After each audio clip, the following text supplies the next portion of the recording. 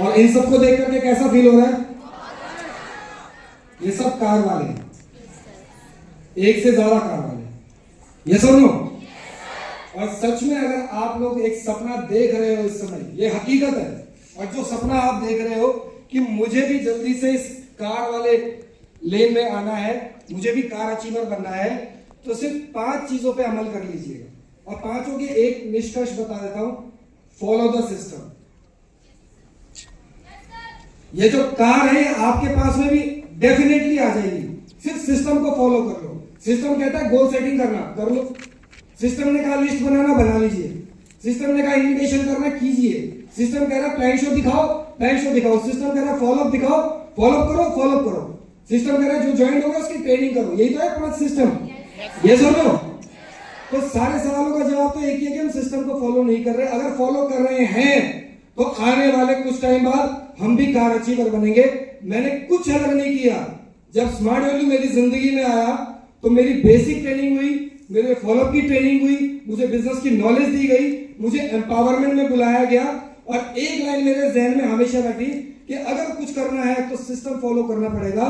मैंने सिर्फ सिस्टम को फॉलो किया और कुछ नहीं। और उसका नतीजा ये रहा कि पहले एक बाइक आई, फिर दूसरी बाइक आई।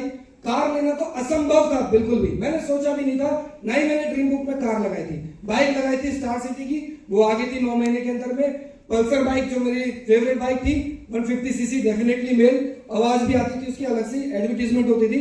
वो एडवर्टीजमेंट देख देख करके मैं बड़ा खुश होता था कि ये ऐसी, मेरी भी रेड कलर की इतनी मोटी टंकी होती थी पल्सर की, वो मोटी टंकी अट्रैक्ट करती थी कि मुझे ये पल्सर बाइक लेनी। तो वही रेड कलर की 150 सीसी बाइक पल्सर परचेस करी। कार तो मैंने देखा कि सब सीनियर कार ले रहे, लेवल अपग्रेड होगा तो मैं भी कार वाला बन जाऊंगा। और इसी ऑडिटोरियम में ऐसा कहना, मैं मेरा लक कह लीजिए, मेरी किस्मत कह लीजिए, सीनियर्स का सपोर्ट कह लीजिए, कि साहुल सर ही उस दिन मास्टर ऑफ सेरेमनी कर रहे थे जिस दिन मेरी कार का रिकॉग्निशन होना था।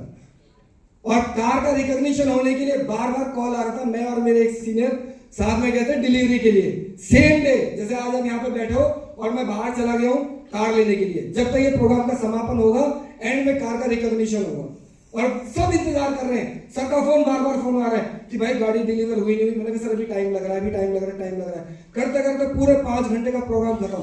पूरी टीम एक्साइटेड थी कि सर की कार आई होगी, बाहर निकलेंगे, सर की कार आएगी, बाहर निकलेंगे, देखेंगे। मेरी कार उस दिन डिलीवरी नहीं हो पा रही थी। पूरा प्रोग्राम खत्म हो गया। एक्साइटमेंट का जो लेवल था वो एकदम डाउन हो गया। फिर भी सर ने बोला कोई बात नहीं, तू कार तो निकलवा। 5-6 बजे जाकर के मुझे कार की डिलीवरी मिली। यहाँ से रवि सर और साहू सर पहुंचे पश्चिम बिहार, वहां राधा कृष्ण मंदिर में। फिर उसका कहना, मैं पूजा वगैरह करके पापा को बुलाया। और मुझे गाड़ी चलाने नहीं आती और मैं गाड़ी एक्साइटमेंट में खरीद चुका था। साहू सर ड्राइविंग सीट पे बैठे हुए, बगल की सीट पे रवि सर बैठे हुए, पापा बैठे थे, पीछे मैं और रवि सर बैठे थे। मेरे पापा हाथ जोड़ करके बोल रहे कि तुमने मेरे लड़के की जिंदगी बदल दी। तो सर ने कहा कि अंकल जी हाथ में जोड़िए, आशीर्वाद दीजिए, अभी आओ मैं घुमा के ले गया। तो फिर पूरा फिर गाड़ी पंजाबी वक्त तक गोल चक्कर लगा कर गया। मेरे पापा बड़े खुश हुए, इमोशनल भी हो गए। और गाड़ी 2 दिन तक खड़ी रही। मुझे समझ में नहीं आ रहा, सर तो गाड़ी चला के चले गए अपनी, मेरे को गाड़ी चलाने नहीं आती, अब मैं क्या करूं? सर के पास टाइम नहीं है, मेरे डाउनलाइन में किसी को आता ही नहीं है गाड़ी चलाने। रवि सर को जैसी आती है उससे अच्छा तो ना चलाऊं, वही सही है। मुझसे मैंने पूछा नहीं, वो कभी कभी सर की गाड़ी में हाथ सफाई कर लेते थे। तो मैंने सचिन सर पश्चिम बिहार में ही रहते, मैंने सचिन सर को बहुत रिक्वेस्ट करके, सर ने कहा सर मैं शाम को टाइम निकाल करके आ पाऊंगा। 8 बजे करीब सर फ्री होकर के आए। सर ने कहा सोनू जी नई गाड़ी है, तुम अपनी गाड़ी में मेरी सेंट्रल में सीखो। मैंने कहा नहीं, चलाऊंगा तो अपनी गाड़ी चलाऊंगा, अपनी गाड़ी में सीखूंगा।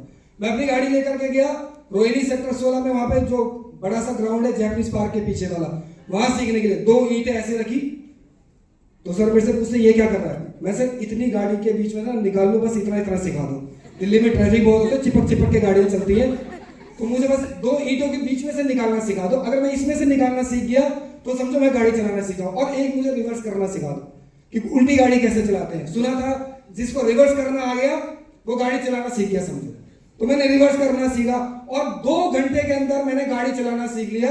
और सीख करके गाड़ी चला करके मैं अपने पश्चिम बिहार पार्किंग में ला करके गाड़ी खड़ी कर दी। और सबसे बड़ा मेरे लिए एक दिन चैलेंज था, मेरे कार का रिकॉग्निशन अलग अलग ट्रेनिंग प्रोग्राम में हुआ।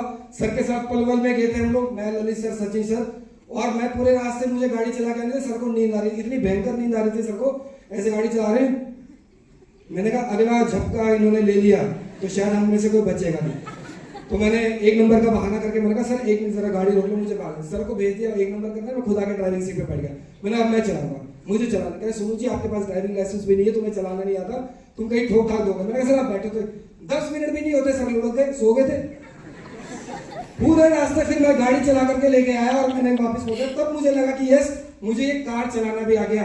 स्मार्ट वैल्यू ने कार खरीदना भी सिखाया, कार चलाना भी सिखाया, और अब अगली गाड़ी लेना कैसे ये भी स्मार्ट वैल्यू सिखाएगा। तो सिर्फ और सिर्फ अपने स्मार्ट वैल्यू पे भरोसा कीजिए, अपने सीनियर पे भरोसा कीजिए, और सबसे बड़ा विश्वास खुद पे कीजिए। क्या आप सिस्टम को फॉलो करने के लिए तैयार हो? मैं तो कह रहा हवाई जहाज चलाना भी सिखा देंगे, पहले आप सिस्टम को फॉलो कीजिए। तो बढ़िया से मेहनत कीजिए, अगली बार आप सब लोगों के कार का रिकॉग्निशन होना चाहिए, ऐसा काम करके आना है। Thank you friends, thank you so much.